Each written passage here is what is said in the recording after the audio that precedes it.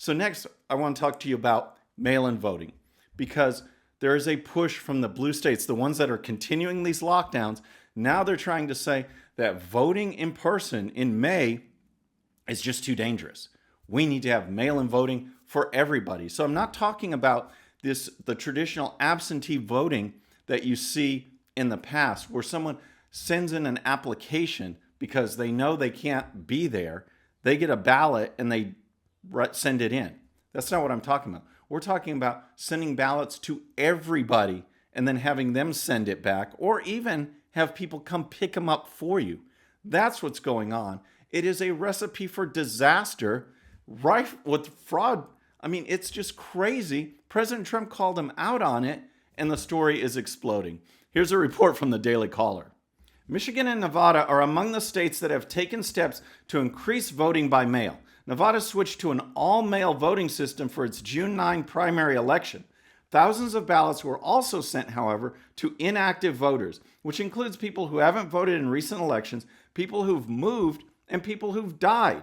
Some Nevada residents echo the concerns of GOP officials. Excess ballots could create ample opportunity for voting fraud.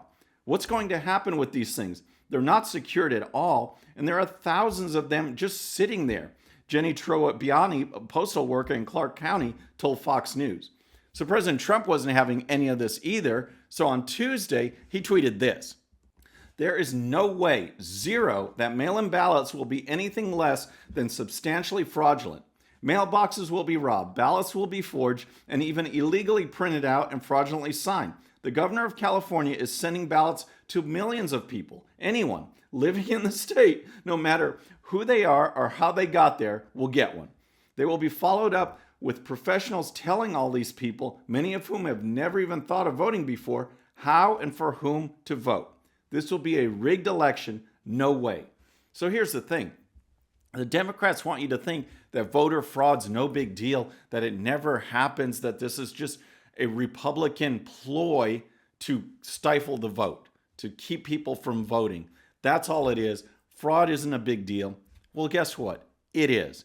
I want to put this chart up. This is from the Heritage Foundation that did research into voting. And here's the thing. Keep in mind that this chart that they put up, it's not comprehensive, it's not exhaustive, it's not complete. But just by looking around in kind of a cursory way, they found 1,285 proven instances of voter fraud, 1,110 criminal convictions, 48 civil penalties, and on and on and on. So voter fraud is real. It's not just the Republicans making it up. This is a push for the Democrats to change the way elections are done, to make it less secure. I mean, they hate voter ID. Now they want to just mail ballots out to everybody, and we'll see what happens. And that's only the first part. There's also the ballot harvesting side of things, and here's more from the Daily Caller. Ballot harvesting allows party volunteers or campaign workers to collect mail-in ballots from voters and submit them in groups to polling places or election offices. President Trump has criticized ballot harvesting and called for the requirement of voter ID to minimize fraud. Opponents of the practice say that ballot harvesting creates an opportunity for those collecting the votes to illegally influence voters. So basically, these people could show up. Say you go to a nursing home or you go to some other facility, the people haven't even voted yet. And they sit there and say, "Oh, well, we'll help you. I think you should vote for this person." Then they collect them and send them off. It's absolutely outrageous. It should not be done. Voting should be in person for all possible ways. Just the rare occasion that you can't, then mail in a ballot. But the norm, the default, should be standing in line and voting. I mean, it's just like I was on Newsmax TV yesterday. You can check the link here for the spot. But it's like if you can stand outside a Home Depot socially distancing and then be allowed in with a set number to shop, you can do that for voting. I mean, it's just outrageous. So next, I want to talk about a particular flag that was put on President Trump's tweet that I just mentioned above. But first, if you love the show, please subscribe. And when you do, please hit that bell. We're making our push for 100,000 subscribers by Election Day. And with your help, I know we can get there. So I want to recall the tweet that I just showed from President Trump to see if you notice this. Let me put this back up on the screen. Did you notice this flag from Twitter?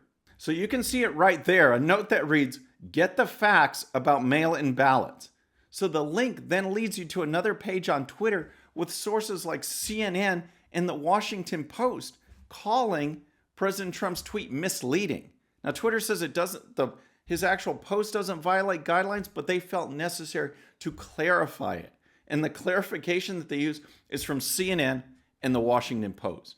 And here's the thing, the person in charge of this type of thing, this integrity at Twitter, the Twitter's thought police, he is massively anti-Trump and anti-Republican. And here's a report from Fox News. Twitter's head of site integrity, Yoel Roth, boasts on his LinkedIn that he is in charge of developing and enforcing Twitter's rules, like the one that led Twitter to slap a new misleading warning label on two of President Trump's tweets concerning mail-in balloting on Tuesday. However, Roth's own barrage of anti-Trump, politically charged tweets seemingly calls into question whether he should be creating guidelines for the president or other Twitter users, especially when Twitter is under fire for its alleged left-wing bias. So here is a sampling from Twitter's own head of site integrity. Check this out. The "you are not the right kind of feminist" backlash to yesterday's marches has begun. Did we learn nothing from this election? Yes, that person in the pink hat is clearly a bigger threat to your brand of feminism than actual Nazis in the White House. So he's calling the people in the White House, Trump's team, actual Nazis. And here's more. I'm just saying, we fly over those states that voted for a racist tangerine for a reason. Give me a break. This guy is in charge of Twitter's thought police, and here's another one. Massive anti-Trump protests headed up Valencia Street. Love San Francisco. All right, so let's get back to President Trump's tweet and the label that was put on it. And here's more from Fox News. Within hours, Twitter then appended an unprecedented label to the bottom of the tweet reading, "Get the facts about mail-in ballots." Clicking that label brings readers to a paragraph reading in part, "Experts say mail-in ballots are very rarely linked to voter fraud. Fact checkers say there is no evidence that mail-in ballots are linked to voter fraud." Fact checkers, Twitter's fact checkers are the Washington Post and CNN. That's who they're using. Yet study after study, bipartisan, not just conservative or Republican, show that mail-in voting absolutely contributes to increases in voter fraud. And here's more from Fox News. Twitter's warning label was placed on Trump's tweets even though a Twitter spokesperson acknowledged to Fox News that Trump's tweets had not broken any of the platform's rules, and despite the fact that several experts have called mail-in balloting an invitation to widespread fraud, as Trump said in his tweets. Indeed, bipartisan panels of experts, as well as journalists, have found that absentee balloting increases the risk of voter fraud.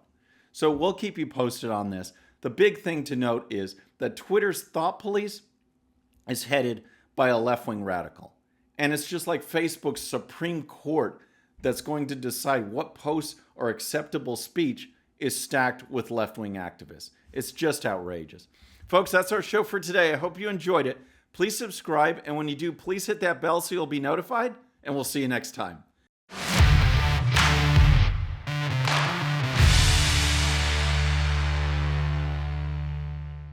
All right, friends, I hope you enjoyed that quick hit, but before you go, there's more. Hit that subscribe button. Hit that bell so you'll be notified. Then check out the full show that this quick hit came from. And when you're done with that, here's another video just for you. Hope you enjoy it. Have a great day.